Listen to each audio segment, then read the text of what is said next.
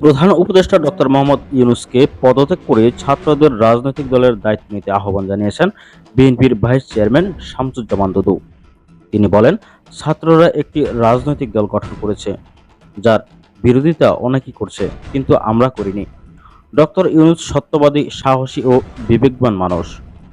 তার যেহেতু এতই বিবেক, তাহলে উনাকে বলতে চাই, পদত্যাগ করে দলের দায়িত্ব গ্রহণ করুন, নির্বাচনে অংশ নিন।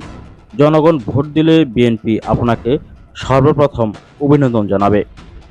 জাতীয় প্রেস ক্লাবের তোফাজ্জল হোসেন মানিক মিয়া হলে নাগরিক অধিকার বাস্তবায়ন পরিষদ প্রতীক সংস্কার, জাতীয় নির্বাচন ও আগামীর বাংলাদেশ শীর্ষক আলোচনা সভায় তিনি একথা বলেন।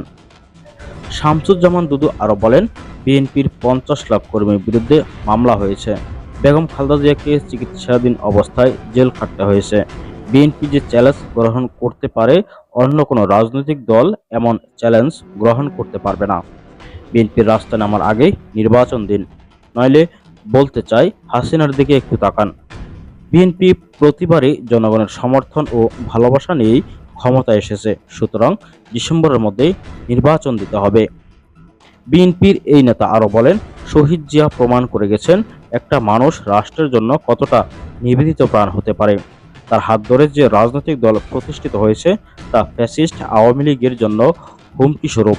কারণ বিএনপি একমাত্র পছন্দের বিষয় হলো গণতন্ত্র। শেখ মুজিবের ৩.৫ বছর ক্ষমতা ছিল ফ্যাসিজমের চূড়ান্ত বহিঃপ্রকাশ। সদ্য স্বাধীন দেশ বিরোধী দলকে দাঁড়াতে দেওয়া হয়নি। সর্বহারা পার্টির সিরাজ শিকদারকে ক্রসফায়ারে মেরে ফেলা হয়েছিল। দুর্ভিক্ষে লাখ লাখ মানুষ মারা গিয়েছিল, অথচ তখন তিনি তার ছেলে শেখ কামালকে স্বর্ণমুকুট পরিয়ে বিয়ে করেছিলেন। শেখ মুজিব সব রাজনৈতিক দলকে ভেন করে দিয়েছিলেন।